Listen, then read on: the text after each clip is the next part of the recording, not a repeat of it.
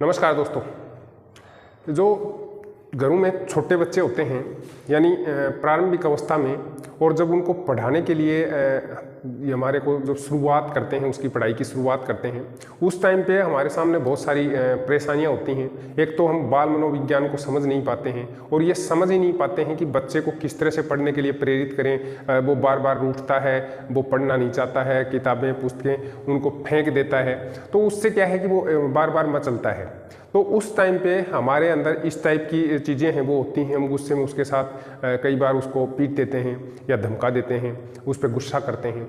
तो इस टाइप की चीज़ों से उसका जो बाल मनोविज्ञान है उस पर बहुत बुरा प्रभाव पड़ता है। दोस्तों, इस टाइप की अगर चीज़ें आपके साथ होती हैं तो आपको बहुत सारी चीज़ों का ध्यान रखना चाहिए। और ये जो बहुत छोटी छोटी एकदम कॉमन सी बातें हैं, लेकिन इन बातों का ध्यान माता पिता हैं वो नहीं रख पाते हैं, क्योंकि उनको पता ही नहीं होता है, उन्होंने साइकोलॉजी का अध्ययन नहीं किया होता है।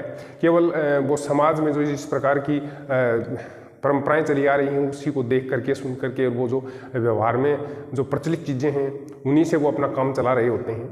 तो दोस्तों, यहाँ आपको थोड़ी सी सावधानी की आवश्यकता पड़ती है, क्योंकि जो मनोवैज्ञानिक हैं उनके द्वारा ये बताया गया है कि बच्चे का सबसे ज़्यादा जो विकास होता है वो इस प्रारंभिक अवस्था में यानी बाल्य अवस्था में होता है। और यही वो अवस्था है जब बच्चा पढ़ना शुरू करता है। जब उसकी शैशव अवस्था समाप्त हो जाती है और वो बाल्य अवस्था यानी 3 साल के बाद या 3.5 साल का जब वो हो जाता है, तो ये उसके पढ़ाई शुरुआत करने की सबसे अच्छी उम्र मानी जाती है। उस उम्र में आप उसको पढ़ाना शुरू करें। लेकिन मनोवैज्ञानिकों के अनुसार उसको उस स्थिति में आप जिस तरह से रटाने की जो प्रवृत्ति आजकल विद्यालयों में हो रही है या बहुत ज़्यादा सिखाने की प्रवृत्ति हो रही है, उसकी वजह से बच्चा है वो हतोत्साहित होता है, वहाँ से दूर भागने की कोशिश करता है और हम उसी को फॉलो करने की कोशिश करते हैं। क्योंकि ये जो एजुकेशन का जो व्यवसायीकरण हुआ है उससे इस टाइप की चीज़ें हैं वो दृष्टिगोचर होने लगी हैं। हालांकि ये इस टाइप की चीज़ें पहले नहीं होती थी, एजुकेशन पर ज़्यादा फोकस नहीं रहता था, लेकिन बच्चों का मानसिक विकास है वो बड़े अच्छे से हो पाता था। आजकल के जो एकल परिवार हैं, कामकाजी महिलाएं हैं, कामकाजी परिवार होने की वजह से, छोटा परिवार होने की वजह से बच्चे पे ध्यान कम दे पाते हैं या उसकी साइकोलॉजी को हम नहीं समझ पाते हैं। परिणाम स्वरूप इस प्रकार की दिक्कतें आती हैं। तो बच्चे को प्रारंभिक अवस्था में अगर हमें पढ़ने के लिए प्रेरित करना है तो उसकी साइकोलॉजी को समझना पड़ेगा।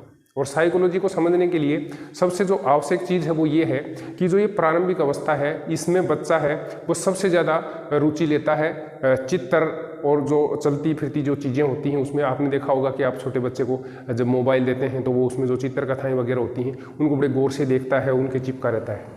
लेकिन जब आप पढ़ाई की बात करते हैं तो वो पढ़ने से दूर भागता है। उसके पीछे का कारण क्या है कि हम उसको चित्रों के द्वारा न समझा करके एक इमेज है वो उसके सामने प्रस्तुत करते हैं, जो अक्षरों की इमेज है या उसकी बनावट है, और उसको ज़बरदस्ती उसको सिखाने या रटने पर जोर देते हैं।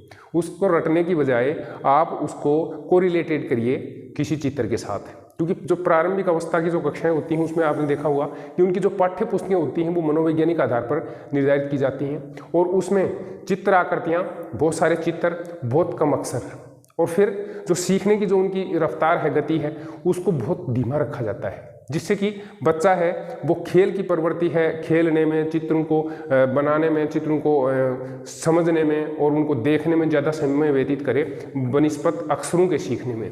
क्योंकि जो चीज़ें हम अक्षरों के माध्यम से उसको सिखाना चाहते हैं वो चीज़ें वो चित्रों के माध्यम से और अपनी एक्टिविटी हैं उनके माध्यम से बहुत आसानी से सीख सकता है। इसलिए शुरुआती जो दौर है शिक्षा का वो एक्टिविटी बेस्ड होता है। आजकल बहुत सारे स्कूलों में इस टाइप की चीज़ें शुरू हो गई हैं कि वो बच्चों को खेल के माध्यम से एक्टिविटी बेस्ड जो लर्निंग होती है उसके माध्यम से उसको सिखाने का प्रयास करते हैं, जिससे बच्चा है वो खुद रुचि लेकर के उन चीज़ों को सीखने की कोशिश करता है। और ये जो अक्षर ज्ञान है जिसके अंदर हमने एजुकेशन को बांध दिया है, ये वास्तव में बिल्कुल सही नहीं है।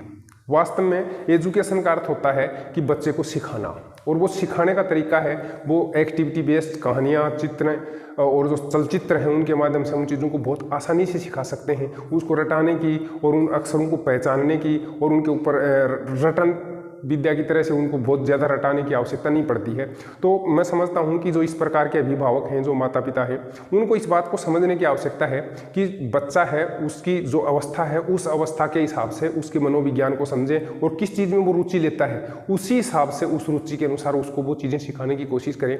दूसरी बात ये कि बच्चा है वो दूसरों का जो अनुसरण है उसके द्वारा सीखता है। इसलिए बच्चे के सामने उस टाइप की चीज़ें हैं जब आप करेंगे तो निश्चित रूप से बच्चा है वो उसका अनुसरण करेगा और उस अनुसरण से वो चीज़ें सीख जाएगा। इसलिए बच्चे को अगर आप उसका व्यवहार परिवर्तन करना चाहते हैं तो आपके व्यवहार में निश्चित रूप से पहले आपको परिवर्तन करना पड़ेगा और इस टाइप की चीज़ें हैं वो सम्मिलित करनी पड़ेंगी, उसको इस टाइप का वातावरण देना पड़ेगा। और जब ये वातावरण आप उसको निर्मित करके देंगे तो निश्चित रूप से बच्चा है वो आसानी से उन चीज़ों में लगाव महसूस करेगा और उससे चीज़ों को सीखना शुरू कर देगा और ये प्रवृत्ति धीरे धीरे उसके अंदर बढ़ती जाएगी। तो बच्चा है वो आसानी से उन चीज़ों को सीखना शुरू कर देगा जो चीज़ें आप सिखाना चाहते हैं। दूसरी एक मोटी गलती यहाँ ये करते हैं अभिभावक कि वो बच्चे को बहुत जल्दी जल्दी सिखाने की कोशिश करते हैं और ये जल्दी जल्दी सिखाने के चक्कर में उस बच्चे की जो कैपेसिटी है उसको वो भूल जाते हैं।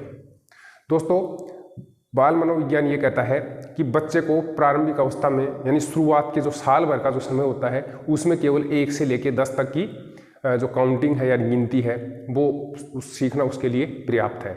अक्षरों की बनावट है या उस प्रकार की आकृतियां हैं वो बनाना उसके लिए पर्याप्त है। उन अक्षरों की थोड़ी थोड़ी समझ विकसित करना या अल्फ़ाबेट हैं उनको देख करके और पहचान लेना और वो भी चित्र के माध्यम से उन अल्फ़ाबेट्स को पहचानना, ये उसकी प्रारंभिक जो वर्ष है उसके लिए पर्याप्त नॉलेज का स्तर है। और हम चाहते हैं कि वो एक ही साल में इस तरह से फराटेदार इंग्लिश बोलना शुरू कर दे, तेज़ गति से किताबें हैं वो पढ़ना शुरू कर दे, गणितीय संक्रियाएं हैं उनको करना शुरू कर दे। तो यहाँ क्या होता है कि उसके ऊपर मानसिक दबाव है वो बहुत ज़्यादा हो जाता है, परिणाम स्वरूप बच्चा है वो उसे हतोत्साहित होकर के और पलायन करना शुरू कर देता है। तो इस टाइप से उसका जो एजुकेशन भविष्य का एजुकेशन है उसके ऊपर भी हमने किस टाइप का फोर्स है वो जनरेट कर दिया है जिससे कि वो उससे दूर भागने की कोशिश करता है, उसकी रुचि है वो जागृत नहीं हो पाती है।